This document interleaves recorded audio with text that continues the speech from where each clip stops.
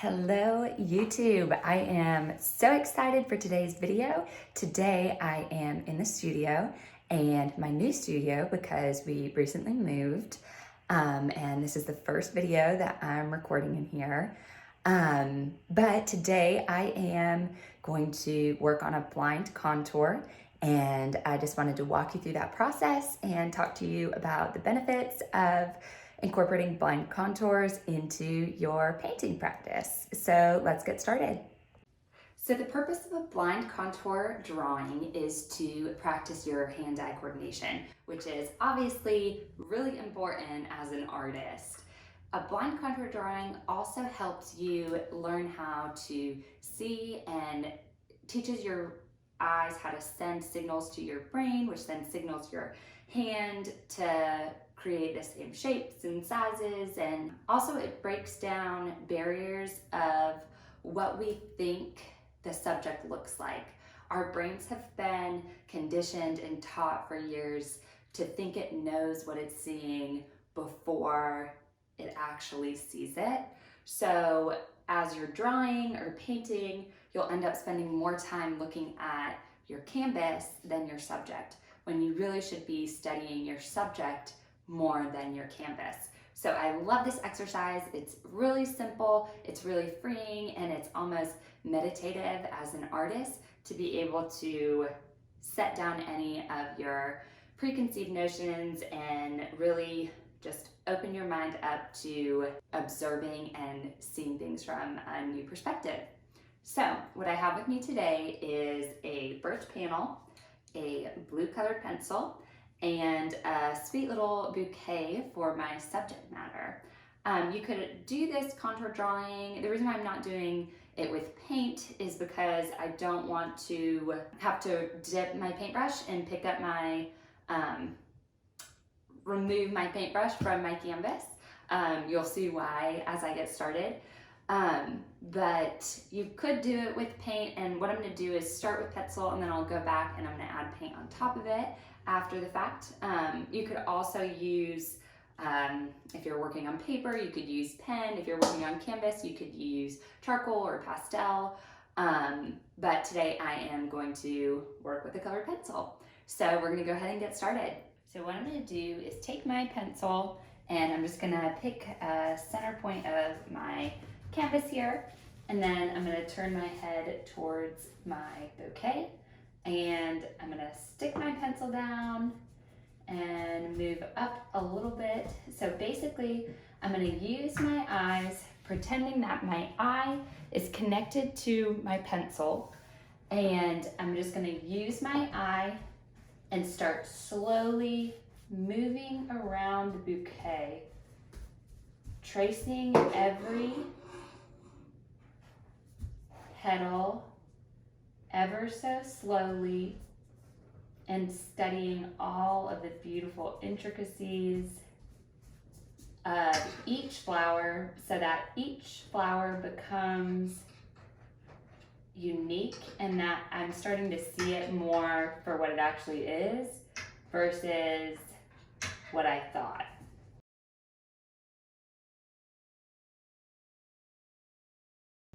This is something that we used to do when we were in college. I'm trying to close my eyes so that I don't look at my canvas. We used to do this exercise while I was in college, in art school. It really helps you get warmed up. So I recommend setting a timer and doing like 2 to 5 minute blind contours when you are first beginning. So one thing to keep in mind, I know I just looked away from my subject, but really what you're thinking is your pencil is an extension of your eye. So you let it lead the way. As your eye traces each flower, your pencil moves around the canvas. What this does is start to break down those barriers for what we thought things look like, and it forces you to really appreciate your eyes and start to see things for what they actually are, And then like you'll get to a point where you're like, oh, if only I could just look at my canvas and see, I know that I could do better. Well, you should be focusing so much more on your subject. So that's what the point of this is, just focusing your eyes on your subject and studying it, and really learning how to draw is learning how to see. So we're learning how to see the world differently.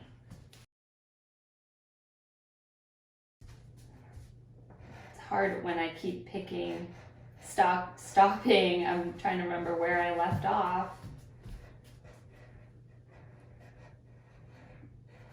The funny thing is, I haven't done a real blind contour like this. I don't think I've done it since college, which is sad because it's such a good practice, and you can see how it becomes like meditative.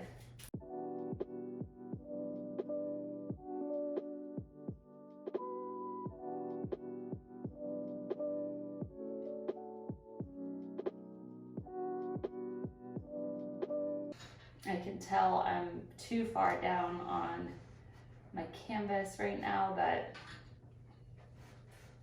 I'm just gonna keep going with it.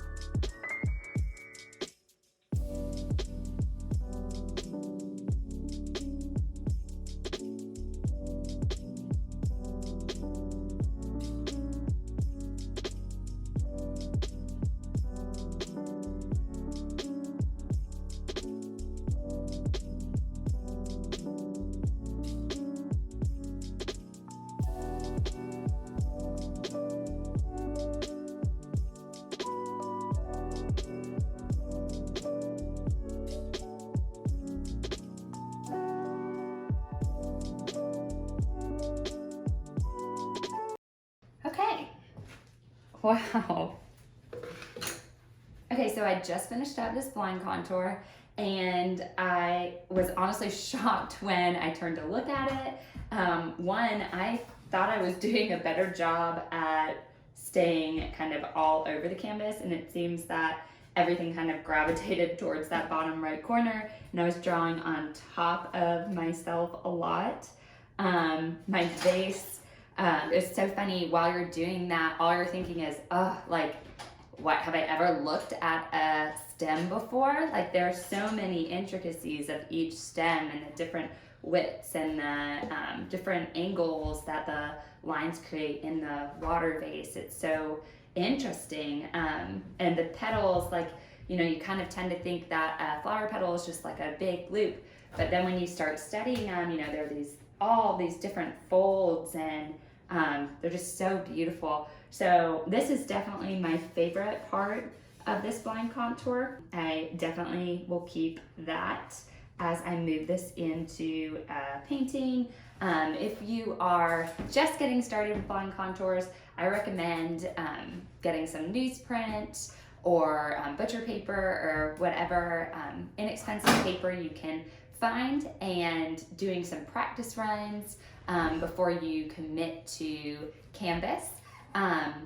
Try and keep your shoulders and everything back. I kept telling myself to hold my shoulders back, but it's easy to kind of like hunch over, and that, I think, is why a lot of mine ended up on top of each other. And try to remember, we tend to draw smaller than we think we're doing, so try and just draw large and move all the way around your surface.